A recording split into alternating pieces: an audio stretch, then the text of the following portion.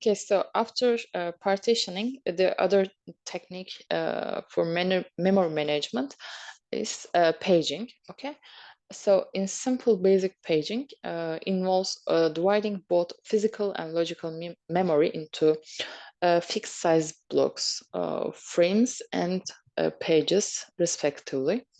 So physical memory is divided into fixed size chunks or blocks called frames. The logical memory of the process is divided into blocks of the same size, known as pages. Okay. So paging offers us flexibility as process pages can be assigned to any available free frames in the main memory. Unlike a contiguous memory allocation, a process doesn't need to occupy a contiguous portion of physical memory. It's necessary to keep track of all free frames in the physical memory and to run a program consisting of n pages. The system needs to find n free frames and load the program into these frames. Okay, so the page table is established to translate logical pages to physical pages. This table allows the operating system to keep track of the mapping between logical and physical memory. For internal fragmentation in this method, we can say that internal fragmentation may occur, but only for the page at the end of the program. This means that there might be some unused space within the last page. For external fragmentation, we can say that external fragmentation is not possible in this paging scheme. Okay, the non-contiguous allocation of pages prevents the occurrence of external fragmentation. So let's look at this example. The logical memory consists of 4 pages. Oops, 4 pages. In the left, we see physical memory. It is divided into frames, many frames, 8 frames we have. And pages are randomly loaded into these frames based on the mappings in the page table. So in between them, we have page table. For example, page 0 in the logical memory maps to page 0 is maps to frame 1 in physical memory. Okay. Page 1 is mapped to frame 4 in the physical memory. Page 2 is in the logical memory, maps to frame 3 in the physical memory, and so on. Okay. So to run a program of size n pages, the system needs to find any n free frames and load all the corresponding program pages into these frames. To facilitate the allocation of frames for a program, the system maintains a free frame list. Okay. So this list keeps track of all free frames in the physical memory that are currently available and not allocated to any process.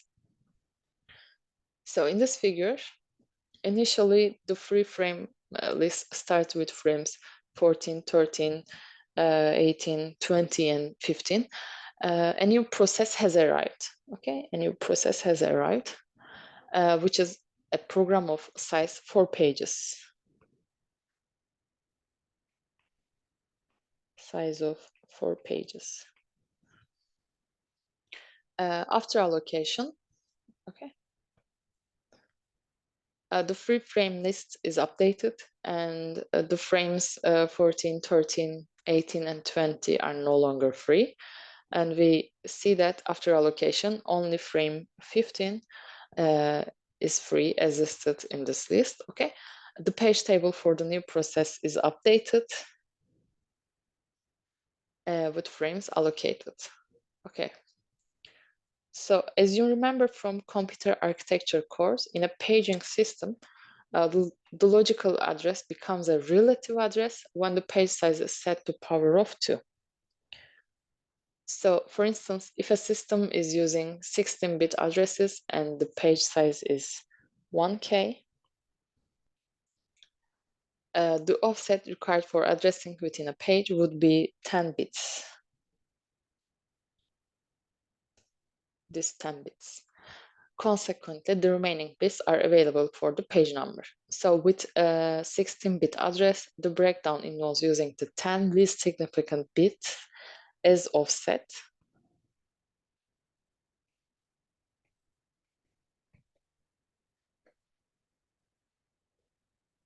And the 6 most significant bit as page number. Okay. So in this example, in this logical address, 6 most significant bits are 1 in decimal, which points out 1 as a page number. Okay, this part. And 10 least significant bits are 478 in decimal points. And it points out the offset from the starting point of this page, okay? So this points this location by adding this offset to the starting point of the page.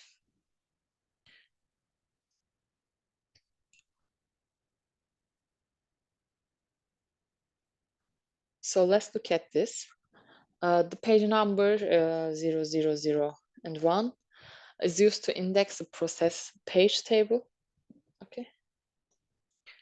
A processing page table entry for this number is 000, 11, and 0. So the 10-bit offset from the logical address is combined with this offset is combined with the entry in the process page table to form the 16-bit physical address, and we obtain, yes, the physical address. In summary, the logical to physical address translation architecture is about looking up the page number in the process page table, okay? Looking up the page number in page table to obtain the corresponding frame numbers.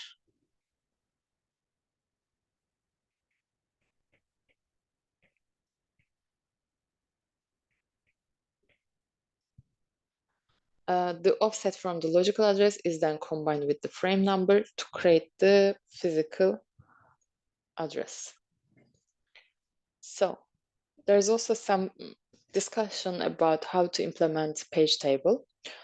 Okay, so we may keep it in a main memory or in a hardware, or we may use some combination of the approaches in 1 and 2. Okay, so let's start with the first one, keeping page table in main memory. So we may utilize a page table based register that points to the page table and incorporate a page table length register indicating the size of the page table. However, actually this approach has a drawback. Every data or instruction access necessitates 2 memory accesses, one for the page table and another for the actual data or instruction. So another approach is keeping the page table in hardware in a memory management unit. Actually, this approach provides fast access. However, the page table can be large. In this case, it's potentially expensive to implement. In the last one, we may resolve the issue of the 2 memory accesses by combining hardware and main memory approaches. So we may integrate a special fast lookup hardware cache known as translation look aside buffers. Okay, this is translation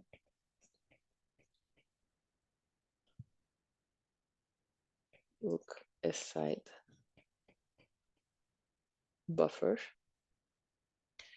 So this hardware cache enables a rapid parallel search for address translation between page and frame number.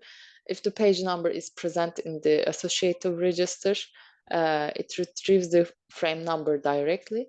Otherwise, it tries to obtain the frame number from the page table in main memory. So in a sense, TLB works as a rapid lookup mechanism where TLB hit occurs if the TLB contains the page number and the frame number is retrieved directly. If TLB lacks the page number, a TLB miss occurs, and the frame number is obtained from the main memory page table. So you may ask why transition look aside buffer works. So its effectiveness lies in its ability to exploit locality, use associative mapping for quick searches, achieve high hit rates, adapt to new processes by flushing, and manage context-specific information efficiently. So TLB takes advantage of locality principle. So this principle states that programs tend to access a relatively small portion of their address space at any given time. What does this mean? This principle actually reflects the idea that there is a high likelihood that recently accessed pages will be accessed again in the near future. So in the next,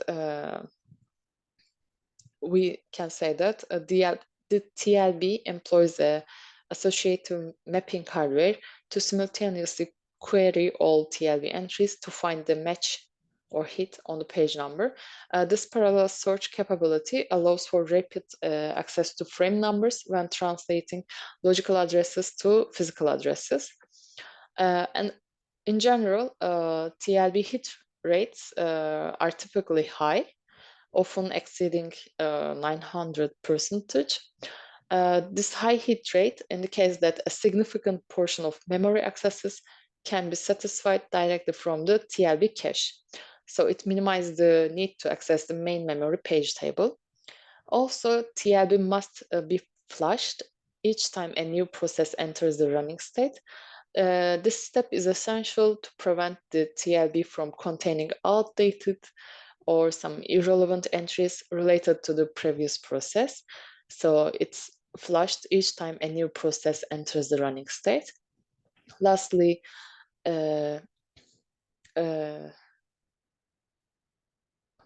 we may also implement TLD in the scope of the process context block, okay?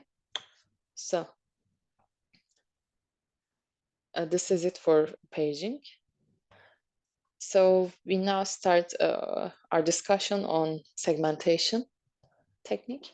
So in contrast to paging, where division is arbitrary, segmentation provides a structure that aligns with the user's logical view of a program.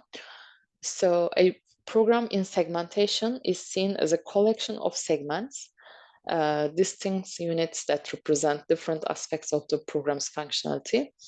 So segments can include main program, subprogram, class, procedure, function, function like square root, object, method, local variables, global variables, common block, stack, symbol table, arrays, and so on.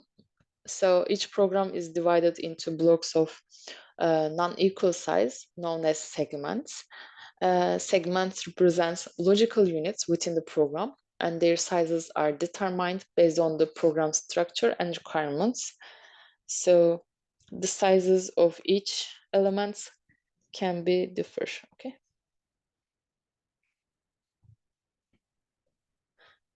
When a process is loaded into main memory, its various segments can be located at any available location. Like segment 0 is here, but segment 1 is located in this part. So this flexibility allows for dynamic placement of segments, and it offers adaptability in memory allocation. Each segment is fully packed with instructions or data and eliminates internal fragmentation. So we can say that there's no internal fragmentation in segmentation. Okay.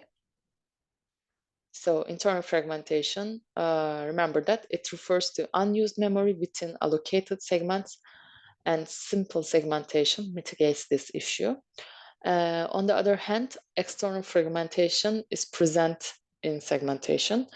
So there may be external fragmentation.